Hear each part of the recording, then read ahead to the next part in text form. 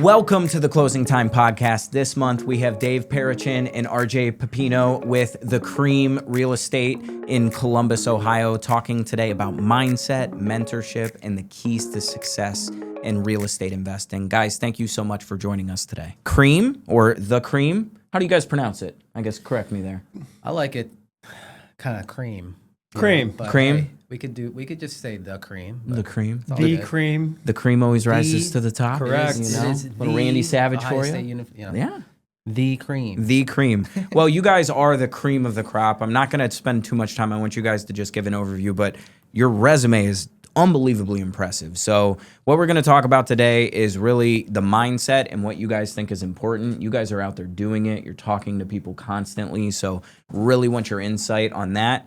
I kind of want to know what you think is wrong with the industry. We were talking a little bit about out there, and I think you have some really good insights that a lot of people may not want to hear, but might need to hear in our state seats here. So I'm excited to go into that, and then just some best practices and things. We'll go over that stuff to really give people some action items and everything. So first and foremost, thank you guys for taking some time out of the day for joining us. Happy to be here. Yeah, happy to be here. Happy to be a part of another NFM venture. Yeah. You know, so we've done a couple of events with you guys in the past, and they've always been top notch. You guys do it well, so I appreciate that. happy to be here. Yeah, and I mean, obviously, business matches business. You guys don't work with people that don't sing the same songs you do. So why don't you tell me a little bit about Cream, just like the start, maybe a little bit about the profile, and then what you guys stand for, and we'll kind of go into like what you guys do for a living and how you motivate people and help people gain success. Take it away, RJ. Yeah, I get a phone. So this is how it started. I get a phone call from Dave. He goes on I think it was an event or a seminar or something. It was in like Detroit. It was Michael Jordan, that Right. old turnkey guy. Yeah, and so back in that era of our journey, we were selling a lot of rentals, creating them, getting them all, finding the deal, getting them all fixed up, getting the renters in, and then we would actually sell them to investors using. A lot of them were using conventional loans back then. There wasn't a DSCR product back then. When was this? Give me time frame. Well, this was the 13, cream. 14, 15, maybe like that. Okay. So that was Coming out of the... we were going to these seminars. Dave comes in with an idea of like, hey, I think we got to start this Facebook group. I don't know what we're gonna call it, but I'm thinking it should be called The Cream. I'm like Wu-Tang, like Cash, Oh yeah, everything cash around flow, me. yeah. And he's like, well, yes, but let's call it like Columbus Real Estate and Money, and have this group. We're gonna share all of our resources, create this community. And I'm like, I think this could work. I don't know, I don't know anything about Facebook. I was just on Facebook just to kind of like keep in touch with family members and people that you knew in high school and stuff like that. Get So your I didn't know birthday that this wishes, was- all that stuff. Yeah, like that was the time when Facebook groups weren't really a thing that they are now, where you Right. can really find everything that you want. Like so many resources in our group.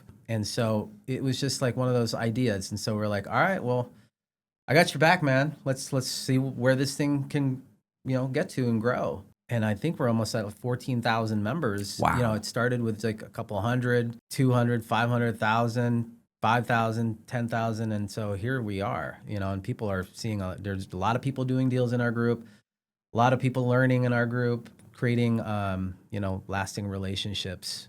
I hear it all the time. Like there was somebody in our group right now that's about to do a $1.4 million refinance on a warehouse unit, and he just, probably wouldn't get the connections there anywhere else.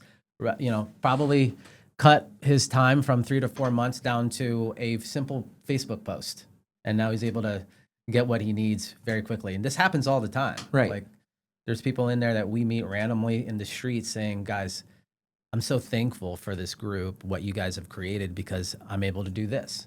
I met this person. I got this connection. I almost lost money with this guy, and I looked in this Facebook group, and you guys, someone in the group told me to steer away from this guy. So 14,000 people over, you guys are about 10 years in now. Yeah, but the group, I don't know if it was 10 years. I feel like it was like 2019 is when it actually started. I feel that, I don't know. But it's actually like 14,000, but they're like authentic people. We've always screened people out. It's organic. We've never run ads to the group. And what we've always done from the very beginning is not just let anyone in. We've actually kept it somewhat exclusive where you got to answer some questions. We got to know you're real. Try Right. to keep the bots out. Try to keep the spam out. It's all too common, I think, on the internet. People get an idea for something and they just want to get it as big as possible, but the quality goes way down. So we've really put an emphasis on quality from the very beginning, and then it just started off and running. Yeah. Is the way it went. Yeah, So quality over quantity. 100%. That old adage as it goes. it's so true. Yeah. Why do you think the exclusivity and everybody is gaining so much value? What sets your thing apart? Because I get Facebook group invites. I'm sure you guys Of do course. all of the time. And what sets your group apart and makes it so attractive over these last few years? Like, From the very beginning, we've really put a big focus on just keeping the scammers and the spammers out. That was the biggest thing. Yeah. And truly, like when somebody creates a Facebook group or something like that, it's like, I want to get as many followers as I possibly can right off the bat. Yeah. That's actually the mistake. You know, if you go a little bit slower and more intentional about it, it just creates a more fertile environment for those connections, authentic connections. We're starved for authenticity in this world. What do we all want, right? Yeah. Real. We want real. Connection. That's what we want. Yeah. And with the internet, it's easy to fall into the trap. I just want to get as big as I can, as fast as I can. But with that, you're going to get a lot of crap. yeah. Right? I look at it like this. Have you ever gone to like a local coffee place and they have like a billboard and or like a cork board? All the business Yeah, cards. and they say, hey, go ahead and advertise your business. What does that inevitably turn into every single time? Just a smorgasbord of shit, right? There's like constant, you can't identify a business to work with. I don't even know that I want to work with anyone, right? Right. Because it just turns into like everything. It's all just a bunch of crap, right? throwing darts Why at a do you board. think they don't allow that at a place like Starbucks? Because they know it's just messy. It's a big mess. You look at it, it's actually an eyesore. It's not a good place to actually transact and do business and network, right? So we try to be like more like a Starbucks. It's more controlled. People can kind of meet there. And we just don't allow posts that are like spammy, like the billboard post, the corkboard post, like, hey, contact my gutter company, right? Why? Why should anyone contact your gutter company? Why don't you do a little work and dig through some posts and actually find people who need your services and then send them a DM and create a genuine connection? Yeah. That's the issue, like with the internet. Everybody just wants to wave their flag and sit back and wait for the phone to ring. Success does not happen that way. You got to put the energy into it, create this authentic relationship. You will be successful, but people just, I feel, want the easy way. They want to just like post a bunch of crap on a corkboard and think Yeah. the phone's going to ring. It's not going to happen. So your Facebook group is interesting because I see this a lot, and this wasn't a tangent we were expecting to get on. No. But like mortgage ones, there's a lot of toxicity when people are posting just general questions from people learning. So let's say I'm a new investor coming into your Facebook group. What type of interactions can I expect? Do I need to have that worry, or am I going to be encouraged to reach out to find a mentor, to find people like that if I'm somebody that doesn't maybe have a lot to offer except for busting my ass on the ground and running demos and things? Tell me a little bit about how somebody new coming into that Facebook group might feel. Yeah, I mean, I think the first thing is when you go through that, there's a questionnaire process, you know. If there's a good fit for one of our admins to get in touch with you about, you know, something that you need help with, that will happen. But introducing yourself and just saying, hey, I'm new to the group. Here's kind of what I bring to the table. So you want to give first before you start just getting to the group and then start DMing people and taking. Right. So it's like you have to have that go-giver mentality. Introduce yourself and then really go into the group and look for the questions, because there's people out there, mainly like a lot of investors, real estate agents, people in real estate transactions that need vendors, need contractors, they need insurance, they need loan officers, they need private money lenders. And so if you can really go into the conversations and genuinely comment and say, hey, you know, I might have something that I could help you with. This is what I do. And that's not spammy. That's like helping somebody first. Yeah. We I allow have a those service. posts. Yeah, we right. allow those posts. You know, there's the creative ways now that they're putting their, you know, like, so someone like, hey, can you post this? And then I will respond to it. That's fine. Sure. Okay, I get that, right? But a lot of times it's really real people asking for help. And then a vendor will go in and say, hey, this is my, you know, service. And then people that actually have used their service and saying like, yeah, I vet this guy out. Like treated me well. He did what he said he was going to do. You have your credibility loop right there. Yeah. And then, so then it's easy. Then it's like, all right, so that's like a really good post. That's an organic post. And then people start, chiming in, they start having this dialogue, and then they see that post is like right at the top of that Facebook page. So that's the way to use a group. It's like, you got to come in first with value. And then after that, then you can come in and say, hey, look, I'm this vendor and I'm looking for, maybe more business, or wait till somebody asks for that, or look for older posts and just post there and say, hey, I know this was like an older post maybe last month, but just so you know, I'm new to the group. I also offer this service. Let's connect if it makes sense. So it sounds like when you're doing the questionnaire, obviously there's a level of vetting, kind of going through and making sure that it's somebody that's going to add some sort of value.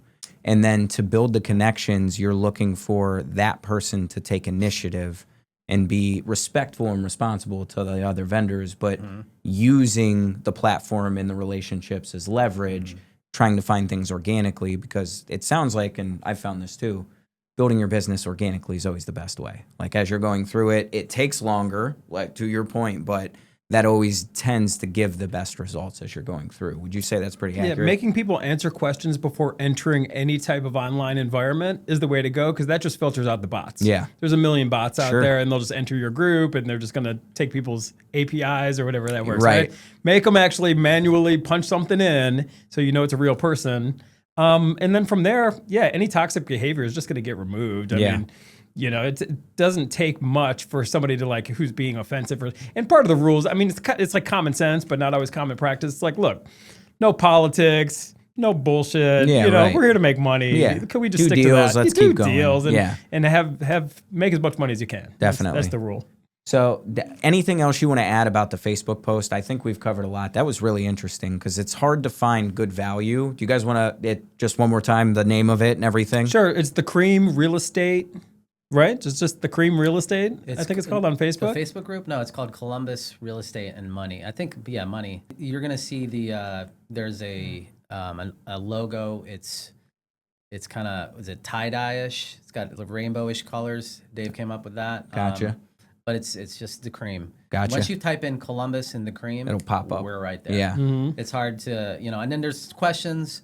If you don't answer all of the questions, it'll be hard to get in the group. Yeah, you'll be assumed to be a bot. It gets pushed So back take the time. It's three questions. What's your phone number? What's your email? It's like, come on, guys. Yeah. You got to lift a finger once in a while. Right. You got to do something if you want to be successful. I'm a little sad it's not a C in the shape of the W for the Wu-Tang, but we'll go on from there. We've we can done work all on that. sorts of little memes. I'm sure. Stuff. We won't let you down. So kind of shifting in, because obviously we've talked a lot about, you guys are big on leading with value and genuine relationships.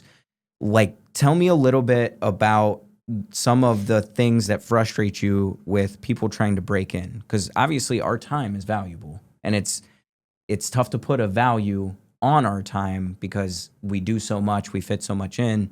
So obviously you started this to kind of weed some of that out. What are the things that you're looking for in new investors, and what are things people need to focus on to get active instead of analysis paralysis, something you were really focused on out there, Dave? Here's the deal, and RJ is going to be able to comment on this quite a bit. RJ and I have made more mistakes personally. In business, not so much personal. I've made a ton of mistakes in personal life too. But in business, we have made more mistakes than anybody. Taking that action. RJ talks a lot about imperfect action. So if I was talking to somebody who's just getting started in any business, whether it be real estate investing, being a mortgage broker, loan officer, realtor, right? What we were talking about out in the hall is like, what percentage of real estate professionals or people who actually get the license actually do deals? I would say sub 5%. Yeah, it's pretty small, especially when you're looking at the way the industry's cleared out the last couple of years. So let's get to the root of that, right? What is it? So somebody gets this license and they're excited and they're, talking to a broker or they're talking to NFM and they're coming on board and whatnot. I think there are people who have an innate fear of looking bad or looking dumb. They're afraid to take looking small. They're afraid to take the imperfect action because they're afraid of getting laughed at. Yeah. At some point in their life, they tripped and fell and on the schoolyard and everybody laughed at them, right? Yeah. And that is anchored inside of us. That's that conditioning and that programming. Afraid to look bad. Yeah, we don't want to look bad. So if we can break through that, that's a phenomenal starting place. And RJ can touch more on this. He talks a lot about imperfect action. It's taking imperfect action. I really think that's like the first step, right?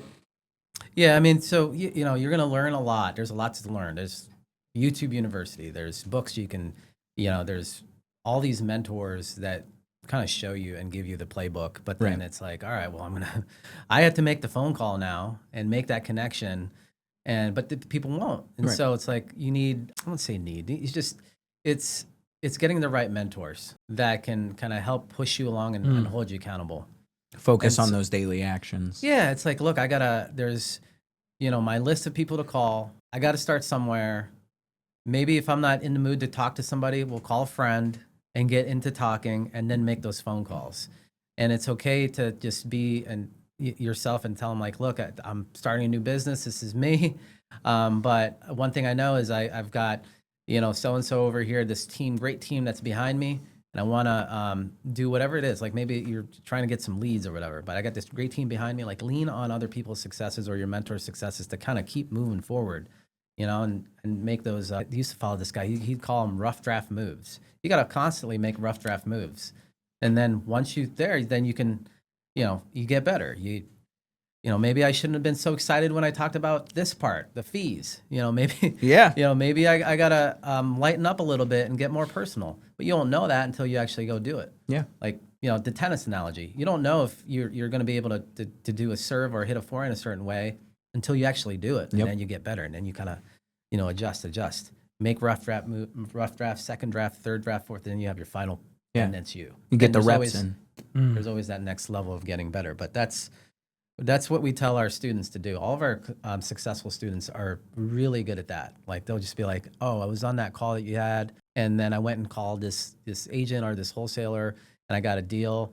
I think it's a deal, but I just went and said, okay, yes, let's do it. And then we come back, then it's either yes or no. Like, hey, I think you probably need to be at this number, but I'm really proud of you that you made that first call and that action. You did something. Yeah. Rather than getting stuck and nothing happens. That rough draft move, I really like that. I had a mentor a long time ago. He said more is lost from inaction than the wrong action. And I mean, that goes to it. True. I mean, you lose so much more by just standing still, you know, watching that third pitch go by and striking out rather than just taking a swing and trying to make it happen. So, like RJ said, you know, we have the internet, we have YouTube, we have ChatGPT, we have amazing tools and resources at our disposal. Right? But we don't have an education problem. We don't have a lack of tools. We have an execution problem. Yeah. So a great coach and a great mentor and a great leader is going to give somebody not only the tools, you have the tools. The tools are right here in front of us. They're going to give you the confidence to execute in spite of not having it all figured out. Yeah. And this is what we're talking about is imperfect action. So we instill a lot of confidence in the people that we coach. And that's what produces the results. Is it going to be, are you going to bat 1,000? You're going to get every single deal? Absolutely not. But you're going to have the confidence to feel the fear, but then act in spite of fear. There's no getting rid of the fear. It's not like, hey, we're all going to be fearless. We're fearless. No, you're not. You're always going to feel fear. In fact, if you don't feel some element of nervousness, if you don't feel some element of fear, you're playing a little bit too small because that's what the fear is kind of getting out of your comfort zone. Yeah. And it only comes from execution. I don't know how many times I've been nervous to watch a YouTube video. I'm really nervous about this one. This is going to do it. That you're not getting out of your comfort zone by just education, but making that move, taking that step. And that's what we instill in our people is just the confidence to do it. And how do we got the confidence? Because we've gotten our teeth kicked in so many times. I can't even tell you. We've lost millions of dollars. Yeah. We've taken the biggest L's of anyone that I know in the real estate space. But we kept getting up and we're calloused up and we're toughened up at this point. So I think that rubs off on new people. Yeah. And it just pushes them along. Yeah. You can't lose if you get up every time. You know what I mean? You can't. That's the only way, you know? So you guys have hit a couple things, obviously the fear and like call reluctancy and everything. But the best way to overcome that I've found, and recently in my career, I've just recently subscribed to like coaching the last couple of years, but is that mentorship. So talk to me a little bit about how key that is to your student success, like what you guys focus on. And the key to our success. Right, RJ can comment on that. I mean, how important is coaching in it's the life of us and entrepreneurs? You know, I was hanging out with Dan recently, and I was at the new offices, and he was telling me like, yeah, I got a coach for this, I got a coach for that. I'm like, I got a coach for that too, And so the most successful people are always looking up to see, all right, what's that another level? I'm on page 20, but I'd love to be on page 40, and who's at page 40? And where can I get access to that? They're always looking to cut down time, right? And then learn from people's mistakes. That's the smartest people, the wisest people. They're learning from people's mistakes.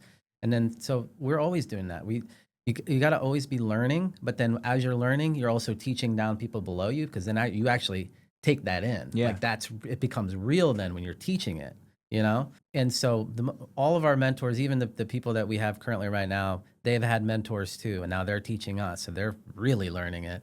And it's just this cycle. You're going to get to a level, and then you kind of hit the ceiling. You feel like you're kind of stagnant again. But you got to get out of that, because that stagnancy is what's going to keep you Complacent. It kills you. Yeah. Because as humans, we have to evolve and like expand. Yeah. That's it. So hiring a mentor has definitely gotten us to where we're at today, and we're always going to continue to find that next level of mentorship, whether it be something in health or business or personal growth, or even like relationships, so it's super, super key. That's what's helped. I got something for you. So you got to be it first before you do it. This is what we're talking about, right? You could know exactly what to do, right? You have all the scripts in front of you here. You got all the tools. You have all the resources. I know what to do. It doesn't matter. Who are you being? So a great mentor or a coach is going to teach you how to be, not just what to do. We could teach anyone what to do. I'll tell you exactly what to do. Pick up the phone. This is what you do, right? How to follow up. No, how do you got to be, though? This is what is going to create in your life. It's going to attract, it's going to create results in your life when you be it. You got to be it, then you will do it, and then you will have the result that you're looking for. A lot of people just want the result, right? Oh, when I have it, then I'll be successful. No, you got to be it right now. Mm-hmm. So instead of like praying for this outcome that you want, from this place of desperation, oh, please, God, please make this deal work, make this happen, this and that. No, you're actually vibrating at a frequency at that point of like desperation. And you're on some level creating more of that cycle. You're creating the spiral of like constantly being a desperate person. Well, what if you had the confidence, and what if you had the mindset, because you're around individuals who've walked your path. We have been here before. And then you can just feel that relief and feel that strength and feel that confidence. You're going to approach your tasks on a whole different level. And that's what's going to create the better results. It's how you're showing up. So that's what coaches do for us. I mean, we still coach. I'm 100% on board to have coaches for the rest of my life, but then also coach other people. And this is what it is. You learn from those ahead of you, and you share with those on your coattails, and then the cycle continues, and they're going to help other people behind them, and this thing just keeps rolling. And that, I love a lot of that, because it's like, I'm going to use it more simplicity, but dress for the job you want.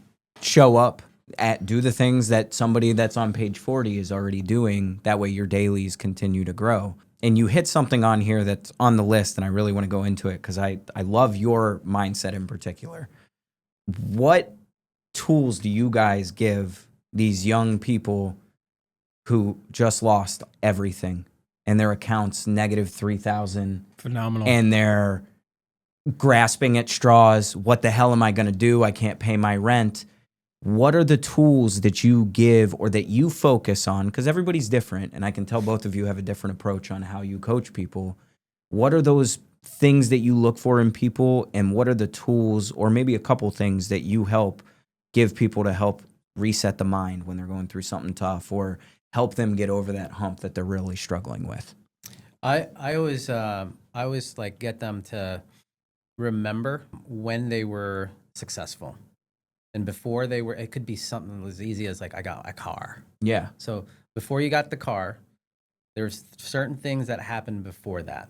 Okay. You probably were, planning, getting it, looking at your finances, trying to come up with a game plan to get the car, right? Then you probably hit a low point. And then that low point was like a minor setback, but then you recovered and then you figured it out. Yeah. Okay. So I like to remind clients and students, even friends and family members, like, you've been successful before. Just because it's negative 3,000 doesn't mean it's going to stay negative 3,000. You are resourceful. You've been resourceful before. Bad things have happened to you before, but you bounced back, just like how you're going to bounce back here. So it's all about remembering and getting them out of that state of like funk. Yeah. Because I've been in funks. Yeah. I've been negative 3,000 before. Oh, yeah. And it's like, I don't want to stay there. No one should. Right. Because you can simply just say, okay, I am where I'm at, but I know where I'm going. Let's focus there. And then all the things that will happen when you're focusing there, you're vibrating there. You're not here. You're there. You're emitting this energy. And then all of a sudden, little things pop up. You get a phone call. You get an idea. I'm negative 3,000, but guess what? I have connections in my phone and I can call and say, hey, what do you need help with? Do you need help with marketing? Do you need help with sales? Do you need help with, whatever, art design or whatever it is that you're good at? Because you're good at something. Let me do this for you. And then you get out of that funk. Just don't stay there. And so that's the thing. We've got to remember, you've already had past successes, been successful before. Something happened. It's okay, but we're not going to dwell in that, here at the bottom. Right. We're going to keep looking up and keep going to that destination. When you approach, you can't always control what's happening outside of you, but Right. you can control who you are. That's that being first, and then the way you act, what you do is going to be, rooted in who you're being. You can control that. You cannot control the stuff that's coming at you every single day. Right. Right. And all of your power is in between the moment of stimulus and your reaction. The stimulus is coming at you, right? And then you have your reaction. But there's this moment, right? And that's the present, right? That's the present moment. And that's where all your power in creation, because you control who you are, right, is going to determine what you do. Right. And then ultimately what you have. Right. And I think it's important to remember that everything is a blessing or a blessing in disguise. It's not always easy to remember that, especially when it is hitting the fan. Yeah. Believe me. Right. But we pray for growth. We pray for, I want to be more. I want to be the best, this and that. And we are blessed. But you are creating and you are blessed a gift of challenges to overcome. Yeah. This is the answer to everything that you've wanted. Because until you overcome this, you cannot be that thing that you are wanting to be. Yep. This is the blessing. It is all contrast. It is all challenges. And it's not supposed to be easy. It's not supposed to be this kosher thing where you just get instant manifestation. You are going to clarify. The more that hits you, the stimulus, right? That is helping you clarify what it is that you do want. You are going to understand more on what it is that you want by knowing what you don't want. But the only way to understand that you don't want to be broke is to sometimes get whacked over the head. You said 3,000, you've been negative 3,000. We've been negative 300,000, my friend. Oh, I believe it. But you got to lose 10,000 before you make 100,000. Yeah. You got to lose 100,000 before you make your first million. You got to lose $1 million before you make your first 10 million. Yeah. Maybe you don't have to lose that money, but it sure as hell wakes you up and helps you realize, I do not want this. And you're going to now point your focus, like RJ said. You're going to point your focus. You're going to be rooted in what it is that you want. You're going to remember other times when you were successful. And then when the stimulus hits you, you're going to approach it from that place, right? And you look at it as a blessing. Look at it as the opportunity that it is, right? Rather than this, why does this always happen to me? That's the opposite of being rooted in strength, Right. It's the victim mentality. That mentality. Well, and I love like the perspective of you've been successful before. You know what it takes. Yeah. It doesn't matter what the task is. It's always the Everybody's same been steps successful of at everything. something. Yeah, right. Start there. Billie Jean King actually said, "Pressure's a privilege." So a little tennis quote in there, good but quote. that's kind of what you're talking about. We ask for all these challenges to be built up, but then we're faced with the things that require us to be great, Right. and then we think about it, and then we're like, okay, what are we supposed to do instead of rising to the occasion? And I really like that both of you focus on that. And like I said, the perspective piece is really important, especially for young people, because you don't have a ton of successes to go back on. But even if it is, like, you aced a quiz or you graduated from high school. Made it on the baseball team. Right, or tennis exactly. team I or, love the you know. car analogy too, because I feel like that's one that a lot of people Yeah. experience first time. Car, it could be, getting a date or getting a girlfriend. You're like, just all this things. I don't know just much little, about that little, one, but little yeah. successes that happen in your life. Right. Man. And then what led to that? It's like, So before we move on to mindset, and we've talked like losing money and everything, I'd love for you guys to share like a big failure, just so people can kind of understand just one, because I know there's a lot, but what is one that you really took a lot away from maybe recently that you guys could share? And obviously you don't have to go into too much detail, but just kind of what happened, what the response was, and then what the lesson was learned and like how you guys are going to move forward from it. yeah, I think, earlier on when you're building a team, so I'm talking about team building, and when you don't have the experience of like managing a lot of personalities, you kind of stick to just what you know, Yeah. right? And one guy that was on our team was he's an amazing closer, and he closed a ton of deals for us. And basically, it was time for him to like elevate. We had no idea what to do. We didn't want to have him leave, and then now where are we going to get our deals from, right? And that guy ended up going and leaving us and going and being super successful in his thing. Versus now, kind of looking at that relationship, maybe we could have done something differently to kept them in, and like maybe because we didn't have this before, and now we do. Like if somebody is about to elevate and go to something else, you got to have some offer for them to keep them a part of your, because they probably wanted to stay, Right. But you need to create a win kind of situation for them, win-win. Help them to advance. where it's like, all right, they're getting what they want, their needs. Plus, they're also able to grow and acquire new skills to be this new thing that they want. Which at that point, he wanted to kind of like grow and have his own like business per se. But we didn't have the strategy of that. It's like nobody does. There's no like, hey, this is what happens. Here's the playbook. Here's the guide. You know. And the mentorship that we had at that point, our mentors at that point, it was just completely different. Different time in our business, and so unfortunately we lost a good person there, and I think this happens to a lot of entrepreneurs. If they don't have the framework or how to do that, they might lose people, and that was a lesson for us. Like, how can we attract and retain people? Yeah. Now we have a better way of going about it, but if you don't have that, and you there's really good books about that. One of them is Traction. Another one is a lot of the Jim Collins books. I think that's what it is. Yeah. He has a lot of good leadership books, because at that point in time, what we really needed to work on was becoming a better leader. That makes sense. So you use that as a chance to reflect on where you were at with your businesses. And it sounds like you realized that you were kind of almost at the same stage as we're talking about. You're at that next step where you have to take the next step to give the people under you the opportunity to grow and everything as well. Yeah, a business is only going to grow as much as where the leader has grown. Definitely. If they haven't put in the time and work, it's just going to stay the same and stagnant, or you're going to end up losing people because they're elevating their game and they're like, I want to go to that leader because they're up they're here. Yeah. Yeah. You're still kind of here. That person has a better offer, a better culture. They've worked on themselves. And so, you got to always be, working on yourself 100%. and getting better. Going back to the coaching thing, like coaches as you continue on. So how about you, Dave? No, I was just taking myself back to that time and who I was and who we were, but I can only speak for myself. And again, we're talking about a failure, right? And again, there are no losses, only lessons. We got to remember, it's like this has all helped me become the person who I am. But I'm thinking about that and who I was during that time. And I was just completely unstable emotionally, and I was living in massive scarcity. The reason, we found out this young leader wanted to rise, and I approached it as, oh, well, get out then. You're the competition now. If I was different, I was operating at a very low level at that time. If I would have been operating at a higher level, I could have said, great, how do we make $1 million together? What a better question. Yeah. How do we align? Right? How do we make 1 + 1 create 11 instead of 1 - 1? Never talk to me again. Yeah. Terrible. So a big thing, and again, it's only bad if we carry it with us, right? The shame and regret, that's like the lowest frequency that you possibly can have.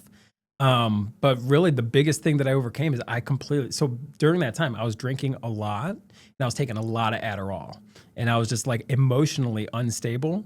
So removing that helped me become the person that I am today. Now I can look back and we actually rekindled that relationship with that individual. Nice. And it's amazing, right? There's still benefits to be had from that too, I'm sure, as you guys work. And you know what? RJ and I, like, we could talk about mistakes. One of the biggest mistakes that we've made is like trying to scale too quickly. And looking back, it's like, why were we doing this? Because we were part of all these coaching groups and masterminds and everybody else was scaling. Everybody else was hiring all these people. That's what we should do.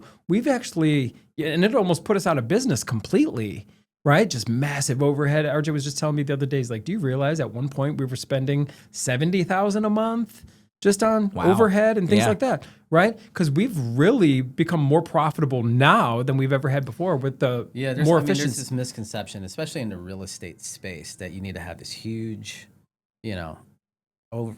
Operation type of thing. Yeah, like all these people. And real estate is like it's a pipeline business, and you only need maybe 4 or 5 people, really. And doing a good job. And everything else is like, okay, well, how big do you want it to be? Well, after like COVID happened, it was like a really big wake up call on like how much you can really get done and be more efficient and lean versus the old model where you're like brick and mortar, everything is here, da da da. It's like you got to be careful with that. Yeah. It's not when you scale to a point where it's like you have this huge team, your overhead's so high, and your take home is not as much. It's like, well, what are we doing? Yeah, like you're working more for less. Yeah, like profitability isn't like, there. what is this really for? And what it is, it's an ego play. Talking to the new people. An ego play. It's all it is. Like, oh, I have this big thing. Who's that really serving you? Is it serving your family? No, because you're taking home less. It's serving your ego. It's a good point. Trying to fit in with these people in these groups. Everybody else is doing it. So I want them to like me. Right? Running their model instead of yours. Yeah, right? Mm-hmm. You're not focused on the most important thing, which is providing the best service possible and making the most money. The number one KPI, we're all about KPIs and traction and Gino Wickman, right? The number one KPI is how much is your bank account negative or positive? Let's start there. Right. Right? But we went through that ego phase where we were taking actions not so much for the best interests of ourselves, our business, and our families, but more like keeping up with the Joneses and whatnot. So that's a trap too for anyone new starting out in business.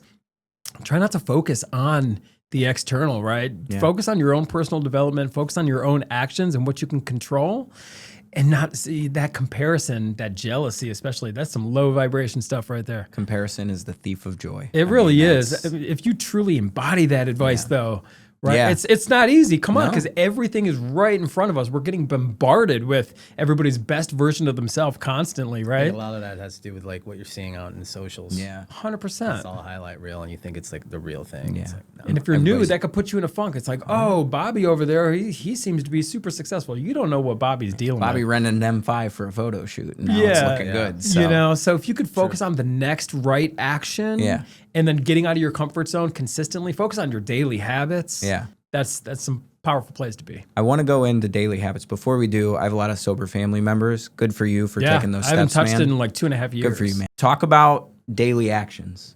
Like starting off, we all know what the daily actions are for our businesses and things. What are the things that people need to focus on at the very beginning to set themselves up with a good future to avoid some of the things that we've talked about here today? Just like a typical day. Yeah, like let's say I'm waking up, I'm a 19-year-old investor as a student for you. What am I supposed to do? I think before you start looking outside, you need to start taking care of your body and your temple and your mind, and that's where it starts. So you wake up, you have this brand new day, and I think having good habits in fitness leads to good habits elsewhere in your life. So if you're not taking care of yourself, are you going to feel good? Probably not. Typically. Yeah. And then when you're not feeling good, how are you treating the people around you? So you got to take care of your mind and body first. First thing, like, if you haven't worked out in a while, go and do, a lap.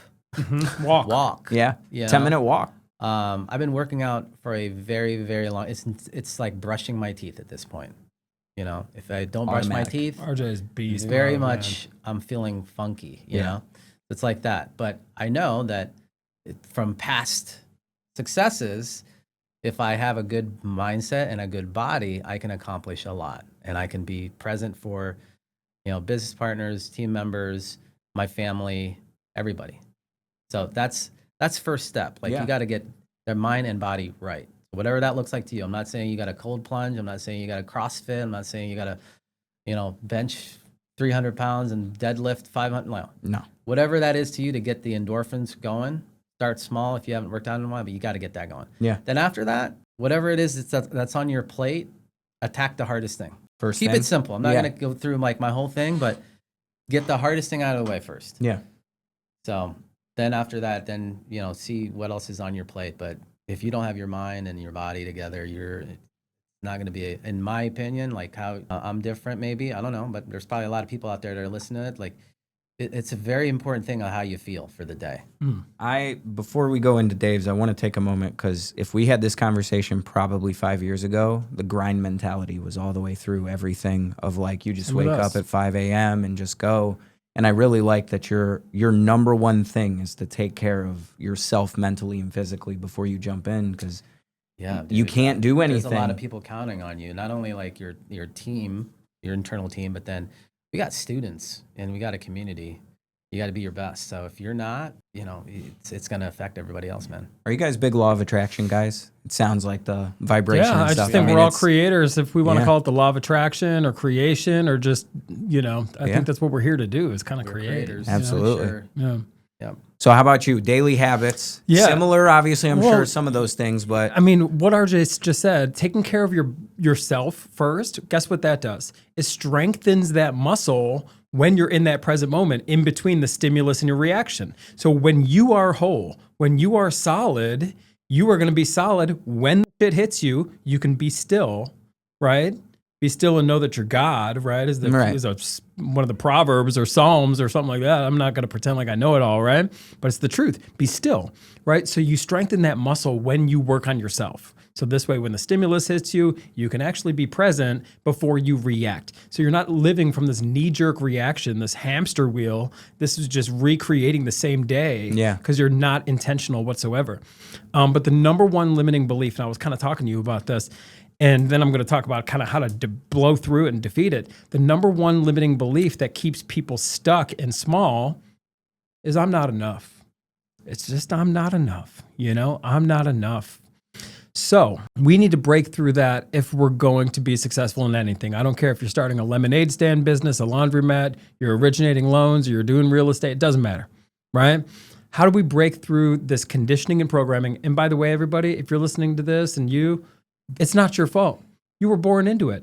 And it's not your parents' fault, and it's not their parents' fault. This conditioning and programming has been going on for so long, since there was literally pharaohs, emperors, and kings and queens, where literally everybody worked for like the king. Yep. And so let's keep them all small by, you're not enough. You're a peasant, and this is what you're going to be for the rest of your life, and you're here to serve me. And this is how this works, right? So we need to break this mindset. What are we going to do? We need to break the mindset of I'm not enough. The only way to do that is to start to love yourself, right? So how are we going to do that? Well, it's not easy. You can't just go from, 0 to 1,000 miles an hour quickly. You can't just go from I'm a and I hate myself to, oh my God, I'm a creator, right? Okay, let's slow it down a little bit. So what are we going to do with daily habits? We need to pick something that's easy for you. Keep it easy. It should be a hobby at this point. Bettering yourself should be a hobby, not a chore. If it's this task where you got to, oh my God, begrudgingly do this every day, you're not going to stick with it. Maybe it's make your bed. Maybe it's tell your spouse or partner that you love them. Maybe it's you're going to keep your car clean. You're going to throw the coffee cup away. You're going to do something, but you commit to it every day. You commit to something. It could be 5 push-ups. It could be 2 air squats. It could be anything.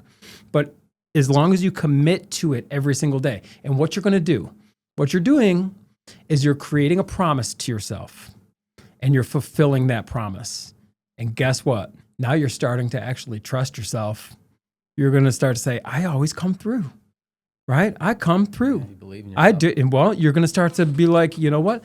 I'm somebody who's trustworthy. Yeah. And that's actually going to start to build on itself. Shit, if I can throw the empty coffee cup away, you know what else I could do? I could be on time, you know? Yeah. So you're going to start with these small tasks and you're going to fulfill these tasks. And then when you start to trust yourself, by golly, you're actually going to start to kind of like yourself and who you're becoming. And then after you like yourself, now you actually start to love yourself. And now look out, because now it's like self-realization. It's like, holy shit, I really am a spiritual being having a human experience. Life is good, right?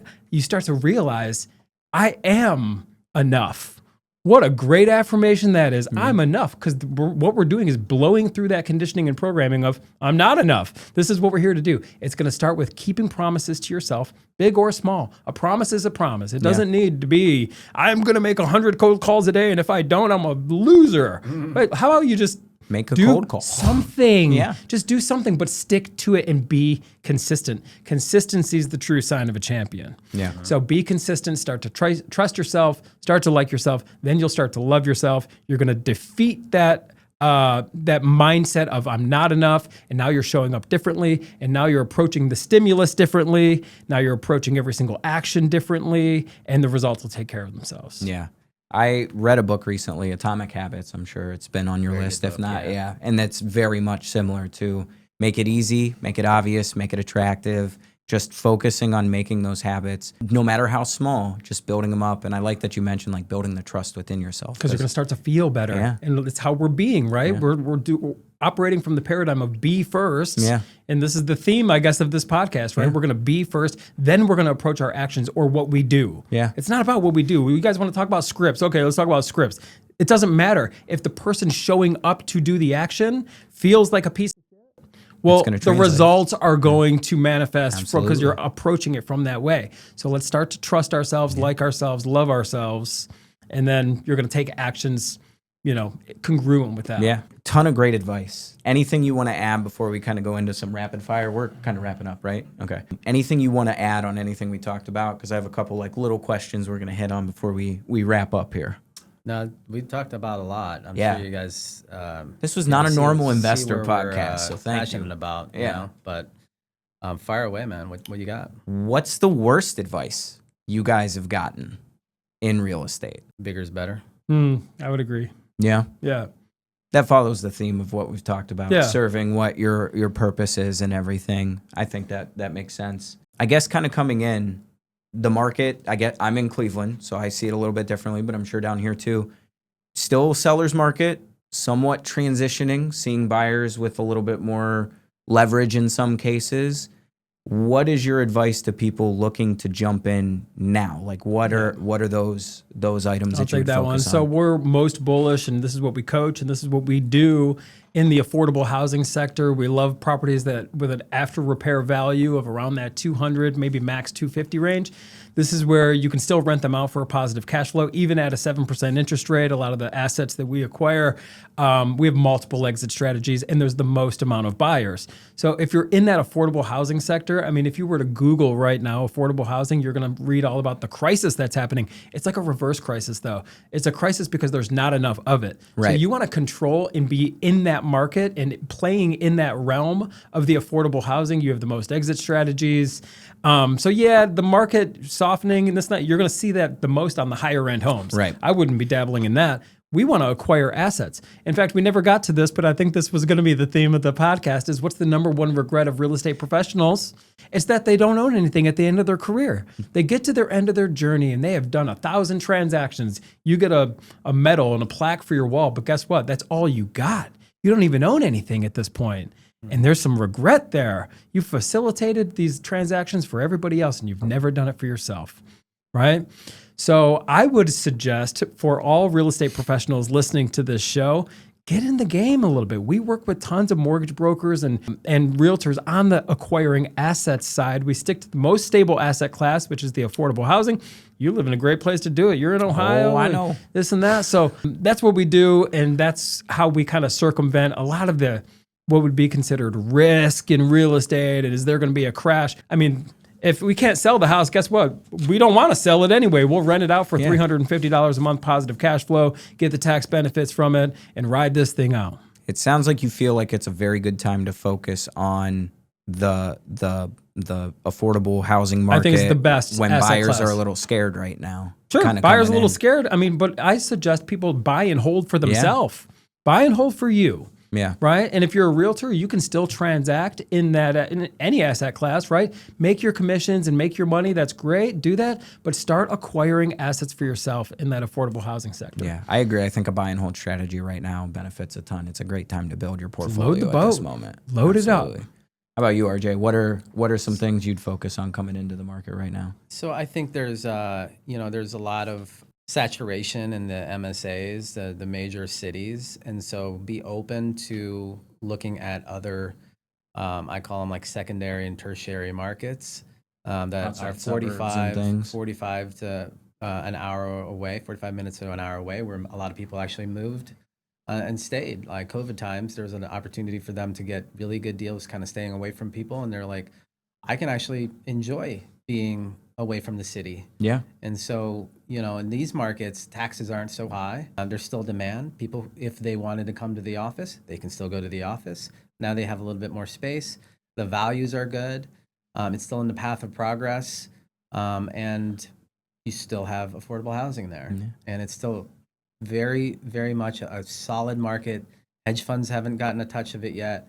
And so you want to stay ahead. Those are the emerging markets. So one of the markets that we have was like, a small, what's it called? Washington Courthouse would be one, Etna, Heath. These are all markets around Newark. Okay. These are all kind of outside of Columbus. Lancaster is a good one.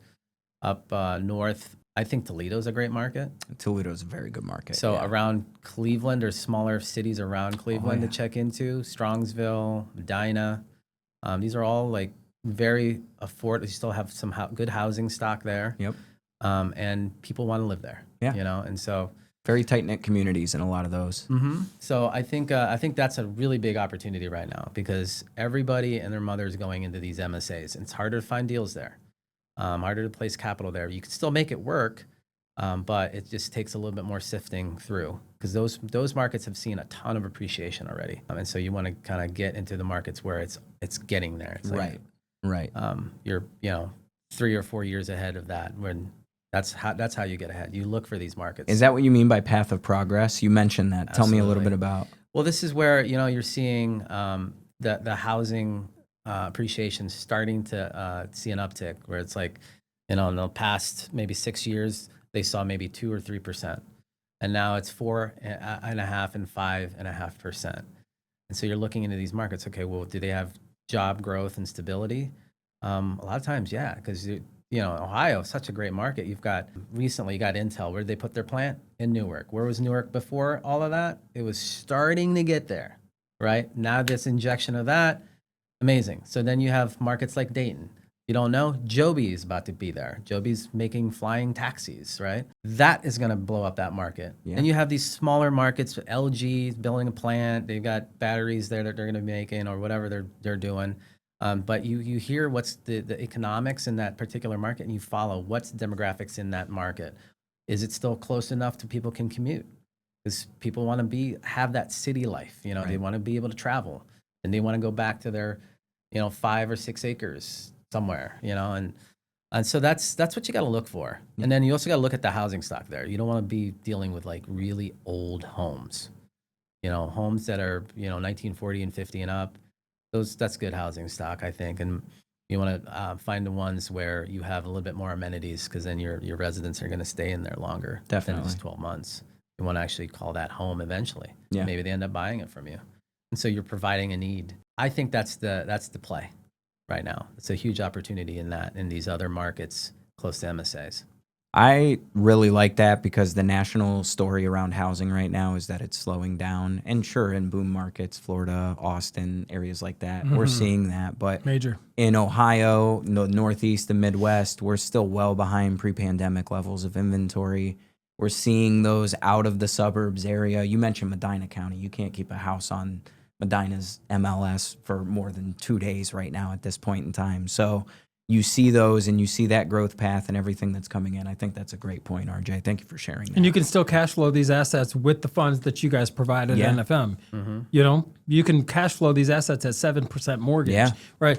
Or 7% interest rate. So anyone online who's saying, "Oh, I'm waiting for the interest rates to come down and then I'm going to get in the game." Those are the same people who are waiting their whole life. Those are the ones on the sideline. Don't listen to those people. They're just not going after the right assets. Yeah. They're all talk. Big hat, no cattle. Oh, I'm the man, but I'm waiting. Eventually, I'm going to do this. You shouldn't do this. They're just waiters, right? Follow the guys in the game right now, and that's what we do. And go after the assets that are going to produce cash flow, whether it's a 7% interest or an 8% interest rate. Don't use this as this limiting excuse to get started, because guess what happens? You start acquiring assets now, which this is what we coach people to do.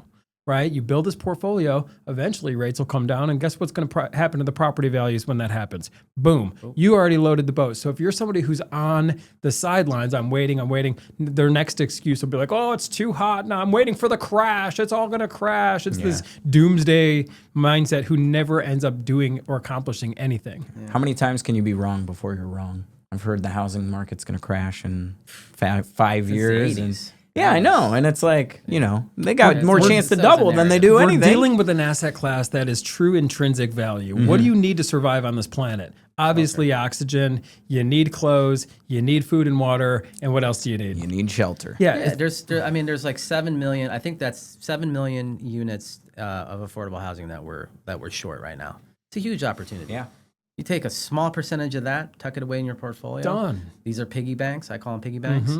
Continue doing your thing. I'm not saying quit your job, but you got these piggy banks that you can tap into later. Make sure you maintain it. And then guess what? Then you have options later on in life. That's big. And this is what we're big on. We actually, I think, are the only ones out there online. We don't tell people, quit your job. And this is all this ego stuff. Keep your job. Just acquire 5 or 10 rentals, and you're going to be glad you did. Yeah. That produce a cash flow. We help everyday people become real estate investors, whether they want to. We have several people in our private coaching that have gone full time, and that's great, and we love that. You don't have to. So anyone listening to this, if you work a 9 to 5, or if you are in the real estate space, if you're a mortgage broker, a realtor, get involved, get some realtor or get some real estate on the side. It will bode well, and then you're not going to have that regret like a lot of old timers do. That sure, they know everything about the BOR contract and they know everything about the rules from the real estate school, right? But they don't have any assets themselves. Yeah, that's a great point. I mean, that's something. I'm a small investor. I have doors, not a ton, but I mean, you know what? Actually, owning 5 rental properties puts you in the top 1% of wealthy people in the world. Not in the country, in the world. That's very wild. Because there's so many people out there. Think of how many millions and millions and millions of people don't own anything. Yeah. So it's crazy to think about just acquiring a handful of assets. You don't need 100 homes to be this, to be comfortable and to create freedom for yourself later. Just 1 to 5 is going to set. 5. I mean, start with 1. Look at your start with 1. Yeah, but look at your expenses and make it however you want to make. Yeah. If you want your rental properties and live off your rental properties to kind of take over your active income, your W-2, you can do that. You just set your goals, and so. Or if you just want 5, okay, cool. Yeah. You're going to be very happy that you kept 5 in 5 years. Yeah. Or in 3 years, you're going to see how much these properties are actually going up in value. They've always gone up in value.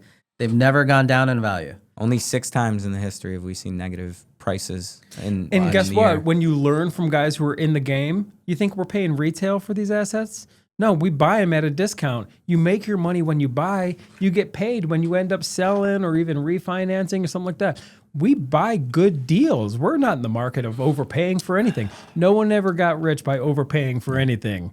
So if you're buying at pretty good prices, even if you saw a 20% dip in real estate prices, like in the affordable housing sector, which would be monumental, you're seeing 20% dips in the places you mentioned, Florida. Not even. 11% is the highest in Punta something or another. We're buying it 20% below today's values anyway. So, I mean, and we're producing a cash flow and people need what we have. We're not in the energy drink business. We're not trying to enroll people to buy our energy drink. Well, what if nobody wants that anymore? We're talking about housing. Yeah. If you have a family, we got kids. What are you going to live on the streets? You need somewhere to live. And people are concerned about expenses. Yeah. So it's an affordable house payment. People are fleeing places like Florida and Texas, seeking affordability. This is why you see markets like Montgomery, Alabama. Well, it's on the map now. Everybody wants it. Yep. It's still good weather, but the prices are, small. So Indiana. Yeah, that's what I'm saying. Why not Ohio? Why not anywhere? So Stick to those emerging markets like RJ's talking about. And it doesn't matter where the interest rates are at. Work with people who are doing this now. This isn't something we used to do and we're really good at talking about it. And no, we're putting properties in contract every single week. So hit us up if we can help anyone. We'd love the opportunity to do that. Absolutely. And anything else you guys want to cover? Yeah. Anything else you guys want to add? I really like the insight today. I know we had our outline, but I think we handled things much. Check us out on our socials. I'm at RJ Pepino. Easy to connect with me on Instagram is where I'm kind of there the most. Perfect. Connect with us, see how we could help you, and happy to add value here. Hopefully your listeners got a ton from us today. Yeah, I appreciate you guys, definitely. Do you have handles you want to hit your? Sure, I'm at The Real Dave P. And the only thing, I think we covered it all. I think we're good. You guys did awesome. I appreciate it. Thank you so much for spending the time. So. Yep. Happy to do it.